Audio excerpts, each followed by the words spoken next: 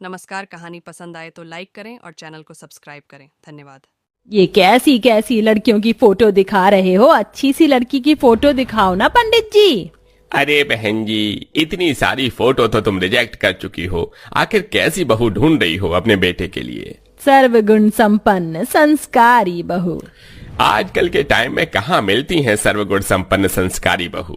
पंडित ऐसा कहकर और फोटो दे देता है। ये लो, और फोटो है मेरे पास। ये बस आखिरी फोटोज हैं, इसके बाद कुछ नहीं होगा। पंडित की दिखाई हुई फोटोज शकुंतला देखती रहती है। उनमें से शकुंतला को एक लड़की पसंद आती है। ये लड़की तो अच्छी लग रही है मुझे मेरे बड़े बेटे अनुराग के लिए। तभी उसके घर पर कोई दस्तक देता है। इस वक्त कौन आया होगा पंडित जी? आप रुकिए जरा, मैं आती हूँ देखकर। शकुंतला जब दरवाजा खोलती है तो उसके सामने उसका बेटा रोहन और एक लड़की शादी के जोड़े में खड़ी होती है। रोहन बेटा, तो इस वक्त घर पर?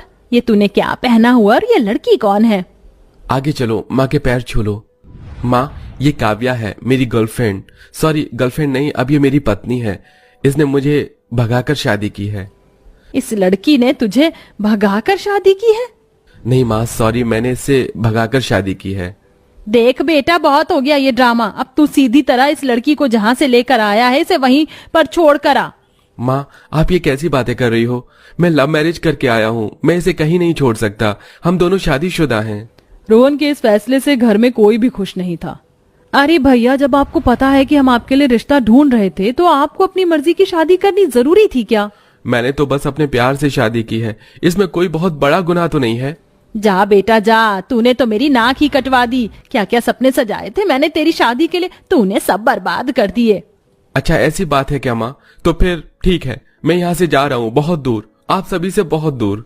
रोहन काव्या का हाथ पकड़कर घर से जाने लगता है कि तभी पीछे से शकुंतला अपने बेटे को आवाज लगाकर रोकती है। रुक जा बेटा, कहीं मत जा। मुझे तो पता ही था माँ मुझे इस घर से कहीं जाने नहीं देगी, प्यार जो इतना करती है।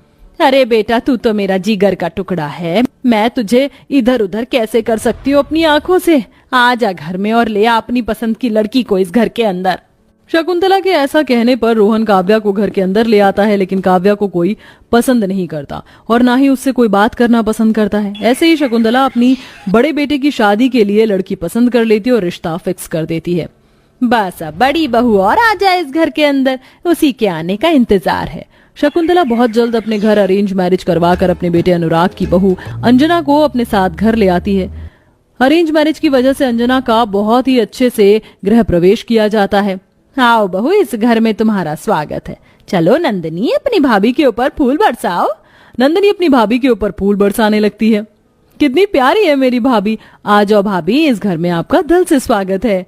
इतना अच्छा गृह प्रवेश तो काव्या का हुआ ही नहीं था, जिसकी वजह से वह अपने मन में सोचती है, ऐसा स्वागत तो मेरा भी नहीं हुआ था जैसा जेठानी जी का हो रहा है। अरे लव मैरिज की है, कोई गुनाह तो नहीं किया। काव्या चुपचाप एक कोने में खड़ी होती है। घर के सभी सदस्य अरेंज मैरिज की वजह से सिर्फ अंजना को ही पूछते हैं। भाभी बताओ क्या खाना है आपको? वही बनाकर लेकर आऊंगी मैं आपके लिए। अरे दीदी, आप कैसी बातें कर रही हो? मेरी पहली रसोई की रस्म होगी, मैं आप सभी के लिए खाना बनाकर लाऊंगी। बताओ आप सभी को क्या क्या खाना है? देखा, मैंने तो फोटो देखते ही पहचान लिया था। अरेंज मैरिज वाली बहू सर्वगुण संपन्न है और संस्कारी है। इसे सब कुछ पता है कि क्या क्या होना है और कैसे होना है। नहीं तो यहाँ पर लव मैरिज करके आने वाली बहू तो अभी तक बस हाथ पर हाथ रखे बैठी है। उसे अपनी पहली रसोई की रस्म के बारे में कुछ नहीं पता। ये ताना काव्या के लिए ही था और वो ये सब सुन लेती है। माँ जी, आपने मुझे बताया ही नहीं था कि पहली रसोई की रस्म भी होनी है। बहू, ऐसी बातें बताई नहीं जाती, पहले से पता होनी चाहिए। शकुंतला इतना कहकर चुप हो जाती और काव्या भी कुछ कह नहीं पाती और अंजना रसोई में जाती और सभी के लिए मीठे में ड्राई फ्रूट का हलवा बनाती है। ये तो बहुत ज्यादा स्वादिष्ट है, सच में ये तो बहुत ही अच्छा लग रहा है खाने में। हाँ नंदिनी, तुमने सही कहा, तुम्हारी भाभी ने बहुत स्वादिष्ट हलवा बनाया है। सबके मुंह से जब जेठानी के लिए इतनी तारीफ निकलती है तो काव्या अपने मन में सोचती है, अगर मुझे पहले बताया होता तो मैं भी कुछ अच्छा सा बना देती, लेकिन मुझे बताना जरूरी ही नहीं समझा। काव्या बस हर काम के लिए सोचती रह जाती। तो वहीं अरेंज मैरिज करके आई बहू सबके कहने से पहले ही सारे काम करती और सुबह जल्दी उठती और सभी के लिए नाश्ता पानी भी बनाती। और इधर लव मैरिज वाली बहू यानी कि काव्या सुबह देर से उठती है और बस अपने और अपने पति में ही व्यस्त रहती है। रोहन, आज मैं तुम्हारे लिए खाना बनाऊं? बताओ क्या खाओगे? आज तो गजब ही हो गया, तुम पहली बार जल्दी उठी हो। चलो मेरी पसंद के हिसाब से तुम अंडा ब्रेड बना दो। चलो ठीक है, मैं अभी अंडा ब्रेड बनाकर लाती हूँ। काव्या रसोई में जाती है जहाँ अंजना पहले से ही सभी के लिए नाश्ता बना रही होती है। काव्या अपने पति रोहन के लिए अंडा ब्रेड बनाकर वहां से ले जाने लगती है कि तभी शकुंतला उसे देख लेती है। एक तो पहली बार तुम सुबह जल्दी उठी और बस अपने पति का ही नाश्ता बनाकर ले जा रही हो। अगर समय पर उठ गई थी तो अपनी जेठानी का हाथ ही बंटवा देती। वो मैं माँ जी, दरअसल यही तो घाटा है लव मैरिज वालों का। लव मैरिज वाली बहू सिर्फ अपने पति के बारे में ही सोचती है और अरेंज मैरिज वाली बहू पूरे परिवार के बारे में सोचती है। शकुंतला ऐसा कहकर वहां से चली जाती है और काव्या का मुंह बन जाता है।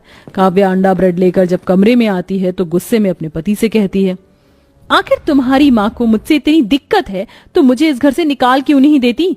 अरे जब से मैं इस घर के अंदर आई हूँ कोई मुझसे सीधे मुंह बात तक नहीं करता और माँ जी तो हमेशा मुझे ताने ही देती हैं। कभी प्यार से 2 शब्द उन्होंने नहीं बोले होंगे मुझे। अरे यार, अब तुम मुझसे क्यों चुगलियां कर रही हो? अगर तुम्हें कोई दिक्कत है तो तुम माँ से कह दो ना जाकर।